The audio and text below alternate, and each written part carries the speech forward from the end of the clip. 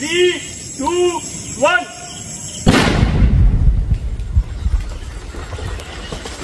নদিয়ার কালীগঞ্জের মোলান্দিতে নাবালিকা খুনের ঘটনায় মূল অভিযুক্ত গাওয়াল শেখের বাড়ি থেকে ঢিলছোড়া দূরত্বে উদ্ধার প্রচুর বোমা। একটি বাগান ও পাটের ক্ষেত থেকে 3 ড্রাম ও 2 ব্যাগ ভর্তি বোমা উদ্ধার হয়েছে। স্থানীয় সূত্রে জানা গিয়েছে, এদিন এলাকার যুবকরা ওই এলাকায় গবাদি পশুর জন্য ঘাস কাটতে গিয়ে বোমাগুলি দেখতে পায়।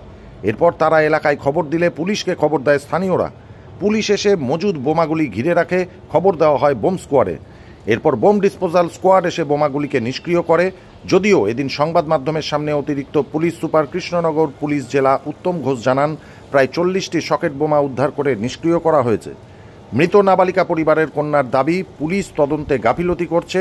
সেই ক্ষেত্রে পুলিশ জানায়, এর আগেও ধৃতদের জিজ্ঞাসাবাদ করে বোমা উদ্ধার করা হয়েছিল। এবার স্থানীয় সূত্রে খবর পেয়ে পুলিশ এসে জানতে পারে সেখানে বোমা মজুদ রয়েছে। তারপর পুলিশ তৎপরতার সঙ্গে বোমাগুলিকে নিষ্ক্রিয় করে। মালদা অ্যাপোলো নার্সিংহোম নতুন রূপে অত্যাধুনিক প্রযুক্তির সাহায্যে সমস্ত রকম অপারেশন, যেমন গলব্লাডারে পাথর, কিডনিতে পাথর, প্রজেক্ট গ্ল্যান্ড অ্যাপেন্ডিক্স, জরায়ুর টিউমার, পাকস্থলী ফুটো হয়ে যাওয়া, সিজার, পাইলস, ফিস্টুলা, হাইড্রোসেল ইত্যাদি অপারেশন অতি যত্ন সহকারে করা হয়। এখানে অত্যাধুনিক মানের আইসিইউ এর সুব্যবস্থা আছে। ঠিকানা মালদা অ্যাপোলো নার্সিংহোম, রবীন্দ্র ভবন, নিউ বাস স্ট্যান্ড, আমবাজারের নিকট, মালদা। যোগাযোগ 9932270671। উদ্ধার হলো 40টা বোমা উদ্ধার হয়েছে এবং সেগুলো সবই আমরা যতটা দেখেছি সেটা সকেট বোমা টাইপের ছিল। তো যাই হোক, সেখানে বিডিএস টিম এসছে এবং সেগুলোকে নিউট্রালাইজ করেছে। ক জায়গা থেকে উদ্ধার হলো? একই জায়গার মধ্যেই সবগুলো সেখানে ছিল এবং সেক্ষেত্রের মধ্যে টোটালটাই একসঙ্গে নিয়ে ওনারা নিউট্রালাইজ। এই নিয়ে কতবার বোমা উদ্ধার করা হলো এই গ্রামে? বলতে রিসেন্ট সময়ের মধ্যে আপনারা জানেন, আমরা যারা ধরেছিলাম যাদেরকে, তাদের সেখানের মধ্যে লিডিং টু দ্য স্টেটমেন্ট আমরা তাদের হেফাজত থেকে কিছু বোমা উদ্ধার হয়েছিল। এর আগের মধ্যে সেগুলো নিউট্রালাইজ করা হয়েছে। এবারের মধ্যেও আমরা সেখানের মধ্যে টোটাল, এর আগেও চেকিং সেখানের মধ্যে হয়েছে। তো সেই জায়গার মধ্যে কিছু ছিল না। তো আমরা এক্সপেক্ট করছি যে কেউ বা কাহারা সেখানের মধ্যে হয়তো রেখে গেছে ইন রিসেন্ট টাইমসে।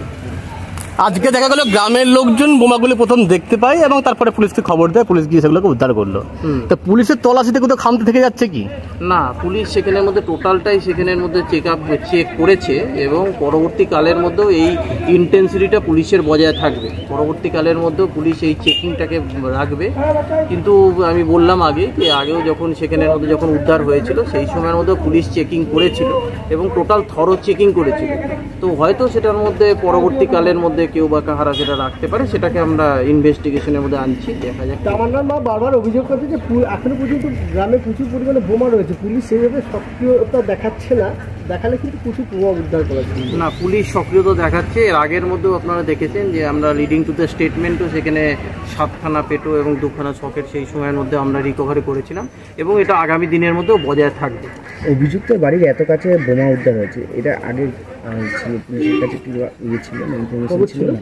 না, সেখানের মধ্যে এই জিনিস থাকলে আমি বললাম যে আগেও সেখানের মধ্যে চেকিং হয়েছিল এবং সেখানে একটা আপনি দেখছেন একদম সম্পূর্ণভাবে একটা জঙ্গল টাইপের এলাকা এবং সেখানের মধ্যে টোটাল চেকিংটা পুলিশের তরফ থেকে টোটালি হয়েছে এবং আগামী দিনের মধ্যে হবে।